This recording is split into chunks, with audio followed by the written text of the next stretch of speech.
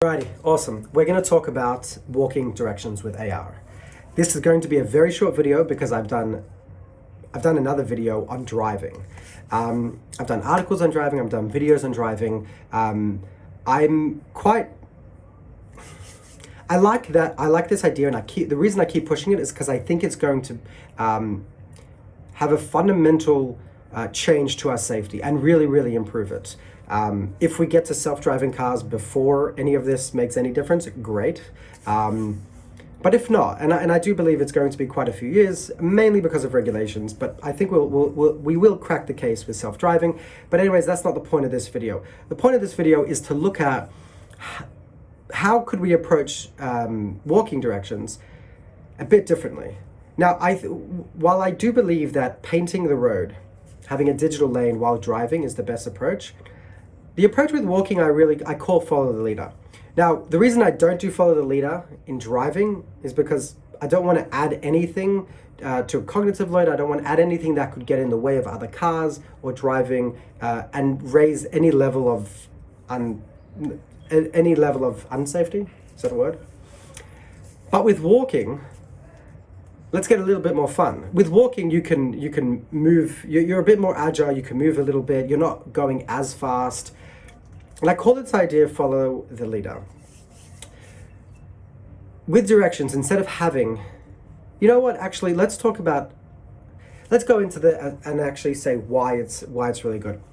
With normal directions, whether it's you're using voice or whether you're using the map, you kind of have to learn how to follow it. But take a child. Imagine giving them a GPS, right? Give them Google Maps. Put in the direction for them. Let's say this kid's going to school first day and you want them to walk by themselves, right? You want them to be independent. Give them Google Maps, right? You and I might be able to follow their walking direction. Give it to them and see if they can, and see if they can follow it. See if they actually get to their destination. Now think of this same scenario, but with augmented reality. Follow the leader. You could do breadcrumbs, right? So with Google Maps, when you're actually doing the walking, it's all like little blue dots. So imagine like having blue dots on the actual path, like digital breadcrumbs. Think about that. Maybe you could see this as a digital assistant or Siri or some sort of floating virtual avatar or something that you're following.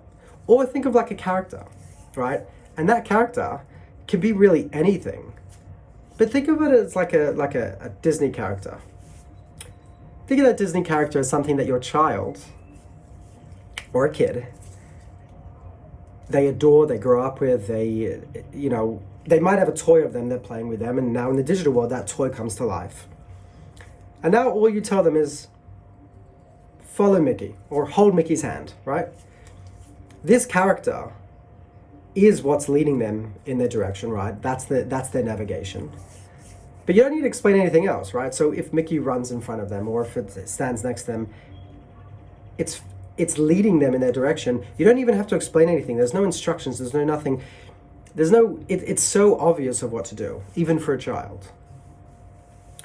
So just that's the main concept. The main concept is what I think soon with walking directions. And walking directions is, in your own city where you know how to get to a place, but you don't know if there's a detour, or if you're in your city but you're going to a store or something that you're not exactly familiar with, or if you're in a completely new city and you're going touring and you're finding, you're discovering a completely new place. Directions, finding new things, exploring is always going to be there. Just imagine a world in the future where you're not holding something, you're not pulling something out, you're not pulling a phone out.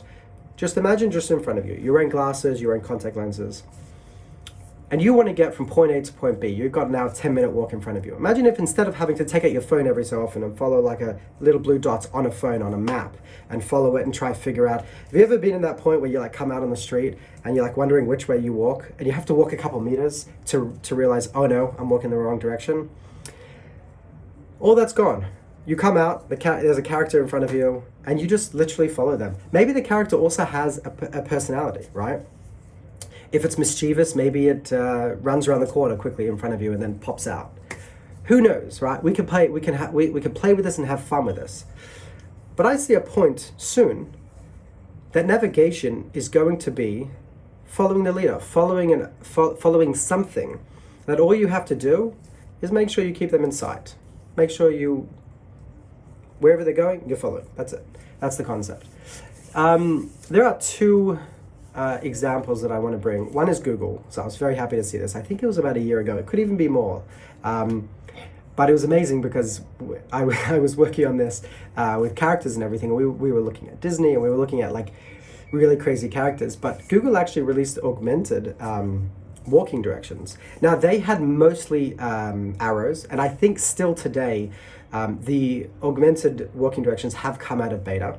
So I think any of you could open it up. I don't remember the exact, like what the button looks like, the icon, so I can't exactly explain it to you right now. I could open up my app and very quickly see if I can see with the AR directions, so maybe I can help you out, to find it. But let me see if I can find walking directions and see. So when you press start, when you open up walking directions, okay, very quickly. Okay, I can't see it exactly right now, but there are AR directions while you're walking, and they're quite easy to find. But most of us are not going to walk around with a phone. So mobile AR has a bit of growing pains. It's not going to be real AR, and this is a big thing. This is probably another conversation. Mobile AR is a necessity because there's millions of devices out there. We've all got devices. So building AR, having the cameras in there, having the lidars, having all those different sensors, and also what we spoke about yesterday, all those normal sensors or cameras, but that we could do cool tricks with, right? Computer vision, but even more than that, building and creating things and sensing the environment from things that we couldn't even think about before, right? So like seeing vision with sound, right? Or things like that. Really cool, interesting things. We spoke about it a bit yesterday, and I hope you were able to follow that idea, and that was interesting, and that might have sparked some great ideas or cool directions or things like that.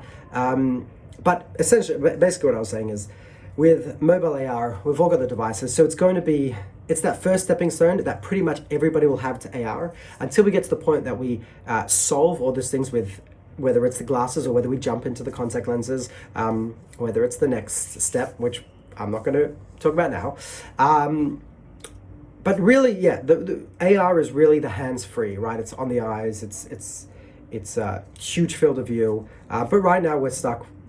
Right now, most of our introduction to AR will be with mobile AR, and there's going to be a lot of applications that don't make as much sense. It's not something that a lot of us are going to want to deal with, mainly because it takes up your hand, and when you walk around, you're not going to want to do this the whole time.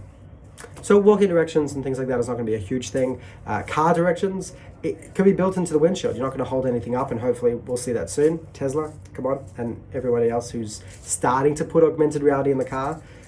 Would love to see some crazy cool progress on that. But anyways, with walking, you're going to first deal with see this in a mobile app.